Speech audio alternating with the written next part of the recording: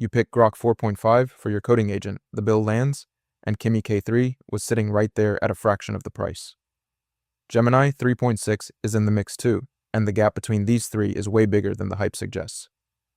These are coding agents competing on cost, speed, and raw capability, and the question is which one you actually deploy when real money is on the line. Test 1. Cost. A heavy agentic workflow, say 1,000 tasks a month, each burning 50K input tokens and 10K output tokens. That's a real number for anyone running a coding pipeline, and at those volumes, the wrong model choice doesn't sting a little. It turns a manageable infrastructure bill into something that makes your CFO ask uncomfortable questions. I pulled the official pricing pages for both.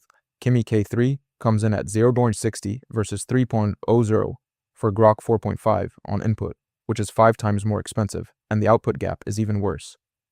2.50 versus $15, so 6 times the cost. Run that 1,000 task workflow and you're looking at $55 with Kimi K3 versus $275 with Grok 4.5. Gemini 3.6, I couldn't find a published pricing figure for it, so it's a non-starter on cost transparency right now.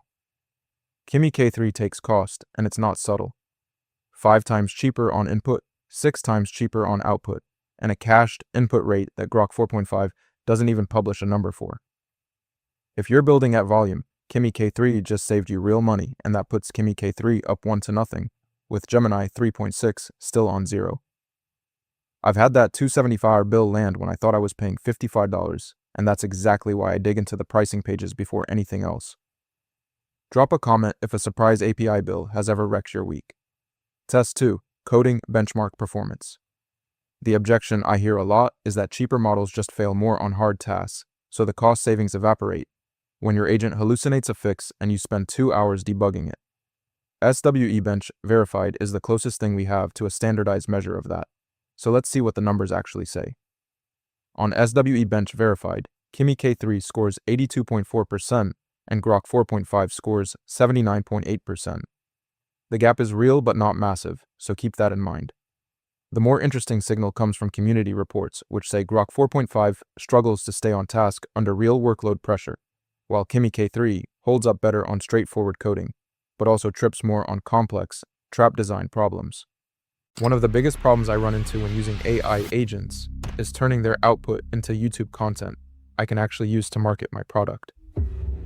That's why this video is sponsored by Subscriber, a tool that helps business owners connect their AI agents to YouTube and market their products without spending 10 hours every week creating content.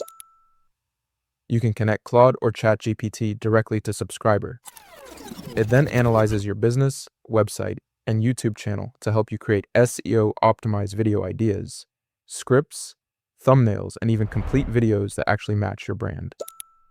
What I like most is that every week, Subscriber gives me a list of high-potential video ideas I can immediately execute, and it can even help edit videos for me, with or without my face, including videos like the one you're watching right now. It's easy to get started, and you can try Subscriber for free using the link in the description below.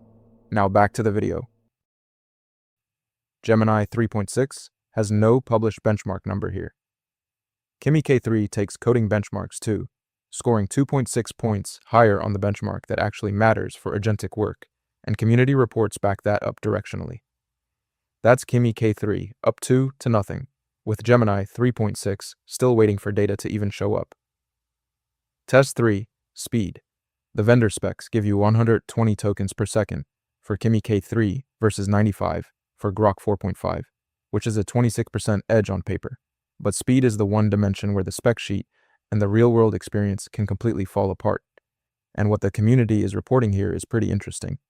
The vendor docs give Kimi K3 the edge at 120 tokens per second against Grok 4.5's 95, but community reports from production workloads say Grok 4.5 is actually several times faster in practice. The likely explanation is API overhead and different test setups, so the vendor number is the official call here, but the real-world gap could easily flip in Grok 4.5's favor depending on your stack.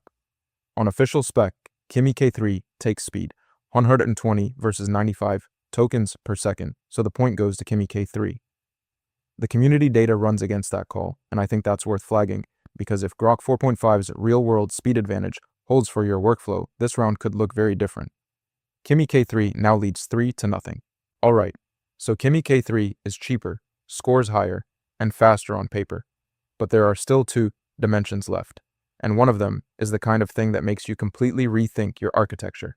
Context window and modality support are still on the table, and either one could change what you actually build with these models. Test 4. Context and output limits.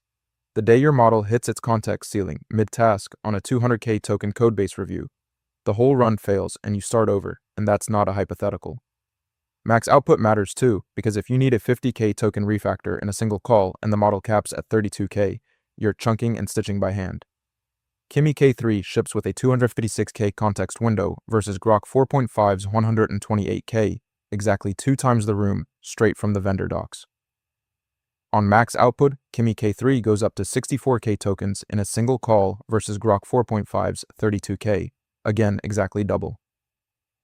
Gemini 3.6 has no published figure on either dimension, so it can't compete here, and for anyone processing full codebases or long documents, this gap is genuinely consequential.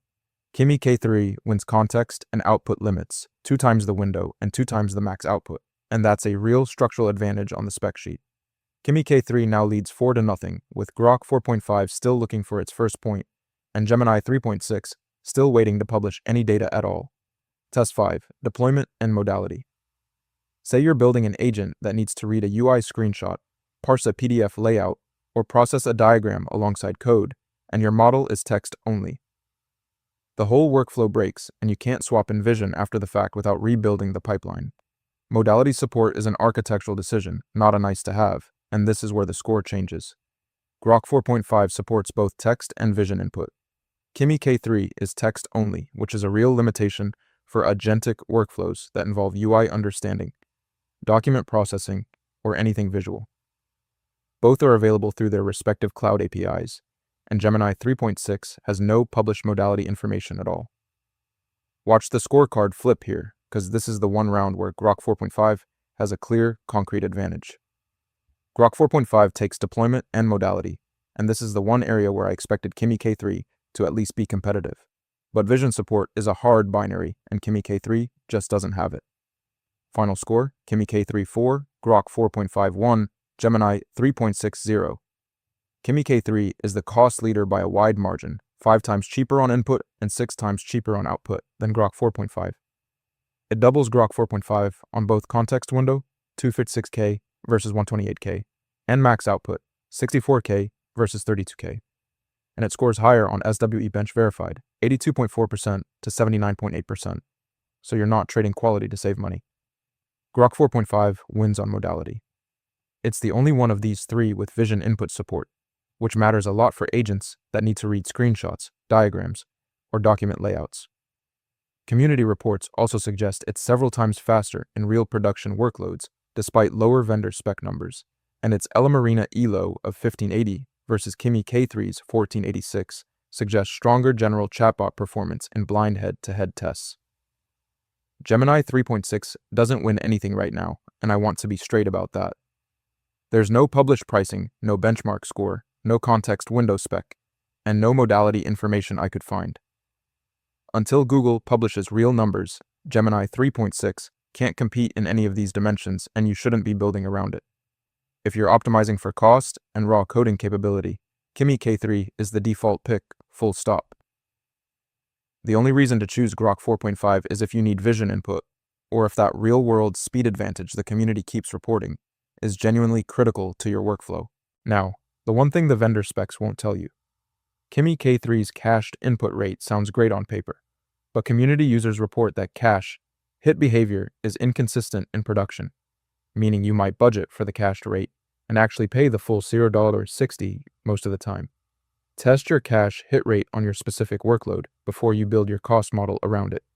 If you want to see how Kimi K3 stacks up against the best reasoning models from Anthropic and OpenAI, I put together a full breakdown called Kimi K3 versus Claude Opus 5 versus GPT 5.6, Soul, which should reason better.